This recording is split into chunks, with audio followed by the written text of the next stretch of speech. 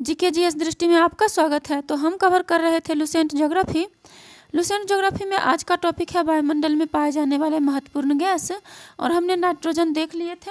थोड़ा एक बार और इसको देख लेते हैं, फिर ऑक्सीजन हम शुरू करेंगे। देखिए नाइट्रोजन, इस गैस की प्रतिशत मात्रा सभी गैसों से अधिक है। नाइट्रोजन की उपस्थिति के कारण ही वायुदाब, पवनों की शक्ति तथा प्रकाश के परावर्तन का आभास होता है। किसके कारण? नाइट्रोजन की उपस्थिति के कारण। और प्रकाश के परावर्तन का आभास होता है। नाइट्रोजन गैस का कोई रंग, गंध अथवा स्वाद नहीं होता। नाइट्रोजन का सबसे बड़ा लाभ यह है कि वह वस्तुओं को तेजी से जलने से बचाती है। नाइट्रोजन का सबसे बड़ा लाभ क्या है? कि वह वस्तुओं को तेजी से जलने से बचाती है। नेक्स्ट देखिए है यहाँ पे,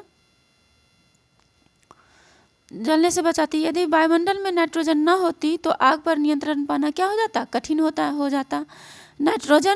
नाइट्रोजन पेड़ पौधों में प्रोटीन का निर्माण होता है नाइट्रोजन से, जो भोजन का मुख्य अंग है। यह गैस वायुमंडल में 128 किलोमीटर की ऊंचाई तक फैली हुई है।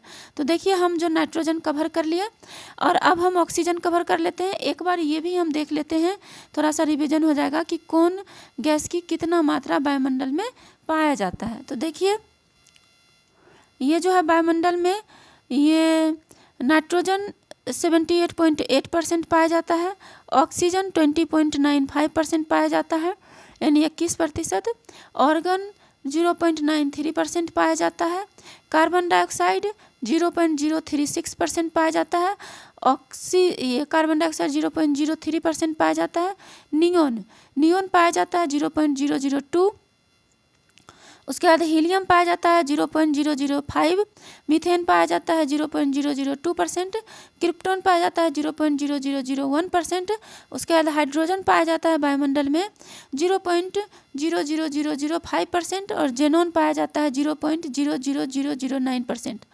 एनसीईआरटी वर्ग 11 में भौतिक भूगोल के सिद्धांत में पेज नंबर 81 में ये चीज़ें दिया हुआ है, तो आप उसमें भी जाके देख सकते हैं। ये लुसेंट है।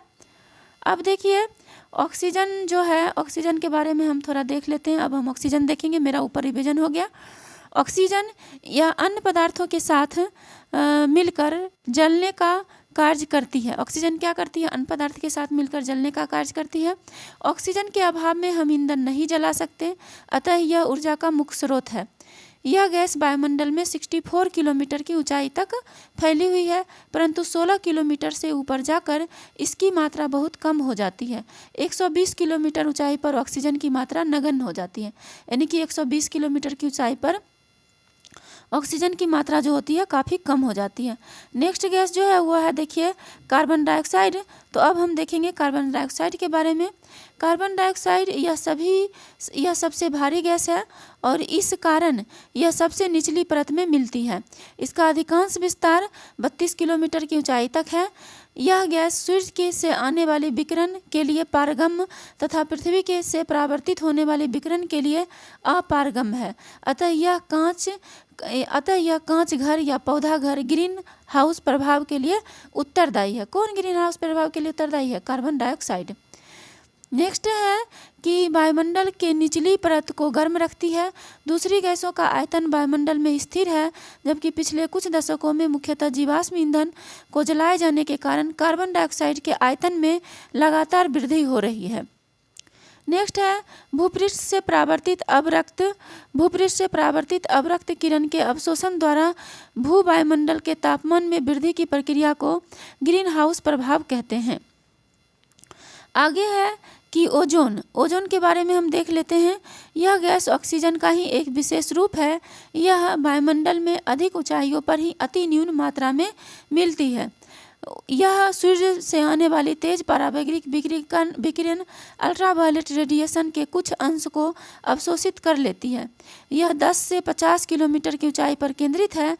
वायुमंडल में ओजोन गैस की मात्रा में कमी होने से सूर्य पराबैंगनी विकिरण अधिक मात्रा में पृथ्वी पर पहुंचकर कैंसर जैसी भयानक बीमारियां फैला सकती है। नेक्स्ट है जलवाष्प। अब हम देखेंगे जलवाष्प के बारे में। जलवाष्प क्या है? वायुमंडल में जलवाष्प सबसे अधिक परिवर्तनशील तथा असमान वितरण वाली गैस है। यह ऊंचाई के साथ घटती जाती है। यह 90 किलोमीटर की ऊंचाई तक पाई जाती है। वायुमंडल के संपूर्ण जलवाष्प का 90% भाग 8 किलोमीटर की ऊंचाई तक सीमित है। नेक्स्ट है इसके संघनन होने के कारण बादल, वर्षा, कोहरा, ओस, तुषार, हिम आदि का निर्माण होता है। विभिन्न प्रकार के तूफानों को जलवाष्प से ही ऊर्जा प्राप्त होती है। जलवाष्प सूर्य से आने वाले सूर्यातप के कुछ भाग को अवशोषित कर लेता है तथा पृथ्वी द्वारा विकिरित ऊष्मा को संजोए रखता है। इस प्रकार यह एक कंबल का काम करता है जिससे पृथ्वी न तो अत्यधिक गर्म और न ही अत्यधिक ठंडी हो सकती है। जलवाष्प के संघनन से वृष्टि होती है। वायुमंडल की स्थिरता भी जलवाष्प से नियंत्रित होती है। नेक्स्ट है पृथ्वी के ताप को बनाए रखने के लिए CO2 व जलवाष्प उत्तरदायी है। नेक्स्ट है जलवाष्प के अलावा सूर्यातप तथा सौर विकिरण का अवशोषण ऑक्सीजन, ओजोन तथा कार्बन डाइऑक्साइड गैस करती है। नेक्स्ट देखिए है धूलकण।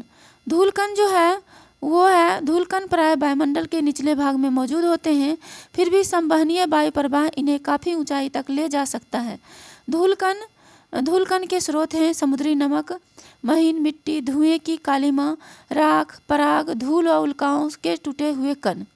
नेक्स्ट है धूलकणों का सबसे अधिक जमाव उपोष्ण और शीतोष्ण प्रदेशों में सूखी हवा के कारण होता है। धूल और नमक के कण आर्द्रताग्राही केंद्र की तरह कार्य करते हैं, जिसके चारों ओर जलवाष्प संघनित होकर मेघों का निर्माण करती है।